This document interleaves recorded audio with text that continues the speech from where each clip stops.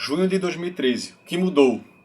Bem, que o Brasil foi de uma normalidade democrática para uma aberração da direita normatização.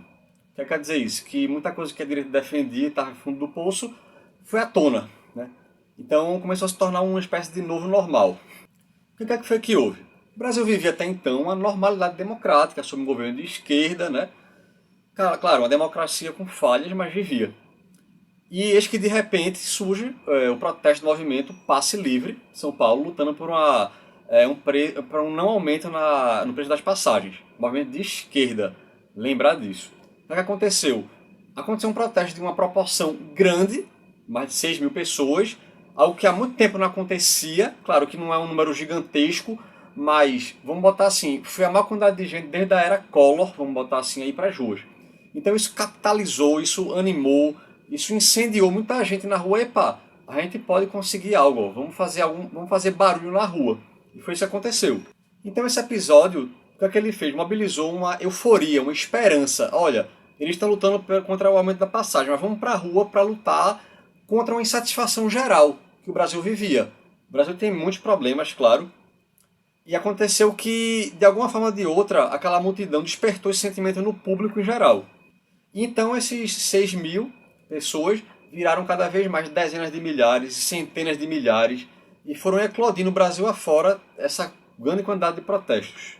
Em geral, pessoal, contra serviços públicos de má qualidade, a Copa do Mundo que estava chegando, uma série de problemas, corrupção, enfim, um monte de coisa. O que é que eu entendi ali? Eu participei, tá? Olha aí.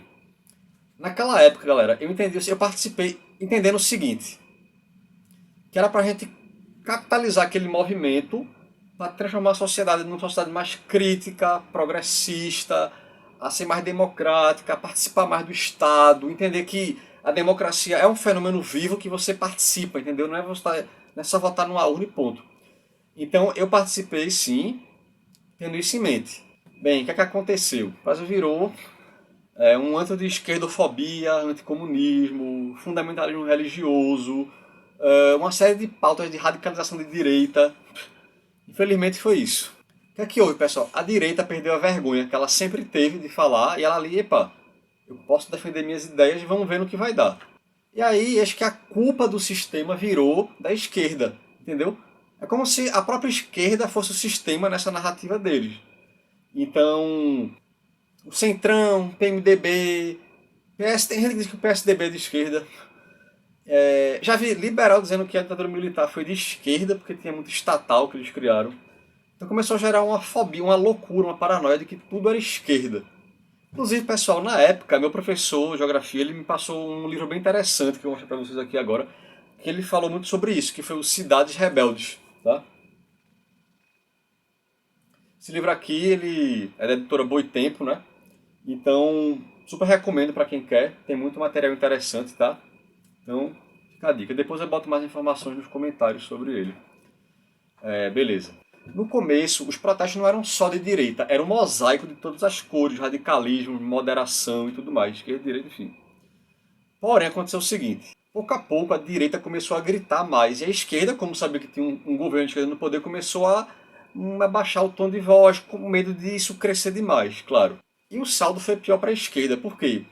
O PT estava 12 anos no poder, né? 11 para 12, beleza, eram 3 mandatos. Haviam melhorias inegáveis, mas também haviam problemas que deixavam a desejar, a falta de cidadania, né? O pobre virou consumidor, mas não era um cidadão. Transporte público que deixava melhorar, segurança, esse tipo de coisa. Tá. A Lava Jato, que ela nasceu praticamente paralela a isso, ela é uma operação que, formada por pessoas de extrema direita, como a gente sabe bem agora, fomentou a ideia de que o PT é um antro de corrupção, de ladroagem, que roubou 400 bilhões de reais e coisa e tal. Mais ou menos isso. Então isso fermentou no povo a ideia de que o PT é um bando de ladrão e é um eixo do mal a ser extirpado. Então a culpa de tudo virou disso aí. O que era isso aí? O status quo, o próprio PT e tudo mais, como estava lá. Saldo disso, a aprovação do governo Dilma caiu. E quando cai, tudo oscila, né? Tudo muda. Então o que é que houve aí, pessoal? A narrativa de direito se fortaleceu, né? Veio a questão de empresário sofre, meritocracia, privatização, fundamentalismo religioso, exaltação do conservadorismo, o antipetismo começou a rugir alto. Já existia isso antes já, mas esse episódio com certeza foi abrir a porta do inferno para que esse monstro saísse. Então daí em diante, durante 2013, 2014, a narrativa petista ela foi enfraquecida, que ela dominava antes, é a verdade, e veio a Copa do Mundo também, alvo de muitas críticas. Bem, Dilma foi reeleita, 14, né, numa acirradíssima eleição, e ela veio para um novo mandato com ajuste fiscal, que contraria o que ela dizia, e uma crise econômica. Então aí, isso desgastou muito o petismo.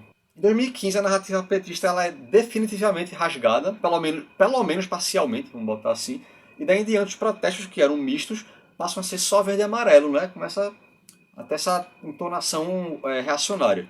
Daí em diante, 2016, vem os protestos pelo impeachment, grupos de extrema-direita ou de direita como o MBL, parte da Fiesp, vem uma série de narrativa abertamente, como a gente falou, sem nenhuma vergonha, defender a ditadura militar, toda uma questão empresarial, antissindical, antitrabalhador, em plena luz do dia. Veio a condenação ilegal de Lula pela Lava Jato, né, em 2017, e 2018 veio sua prisão. Veio a eleição em seguida do bolsonarismo, que já era um processo que vinha fermentando ao longo dessa década inteira, né, que ganhou um grande salto com 2013 e tudo mais. Então a direita viveu o auge nessa época, entendeu? Só que aí veio o quê? Veio a pandemia e a postura de Bolsonaro, que foi genocida, enfraqueceu muito essa base dele. Não totalmente, claro, mas o bastante para ele não conseguir mais ganhar. Então apesar disso, melhor dizendo, esse delírio direitista defendeu uma postura negacionista quanto à questão da vacinação, né? Em vez de ter muita força, muita... O povo não teve vergonha de dizer o que disse, não. Teve gente que foi à rua dizer que se orgulha de não ter tomado vacina. Então, 2013 é onde tudo começou, onde a casca do ovo rompeu para isso, que a gente está falando agora, ter virado realidade. Absurdos, assim, homéricos, catastróficos. Bem, veio o resgate parcial do lulismo, claro, não totalmente, ele estava muito queimado, desgastado com tudo que houve, mesmo solto, a condenação foi anulada e tal, mas houve um fôlego que deu a ele um ano para se candidatar às eleições e foi o que ele fez, se candidatou.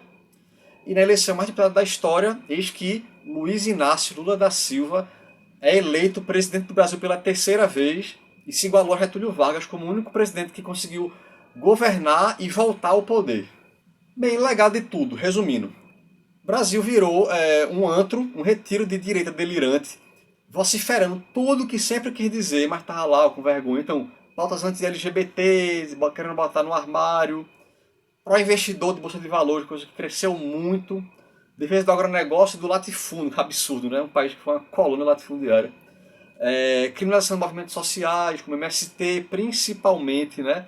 Um anticomunismo berrante, uma defesa do empresariado em geral, e para fechar, uma estadofobia, né? Tudo é culpa do Estado, o Estado é muito grande, o Estado é muito isso, tem que diminuir o Estado.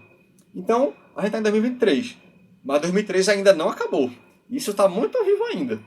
Então vai levar um tempo para a gente poder vencer essa página da história do Brasil.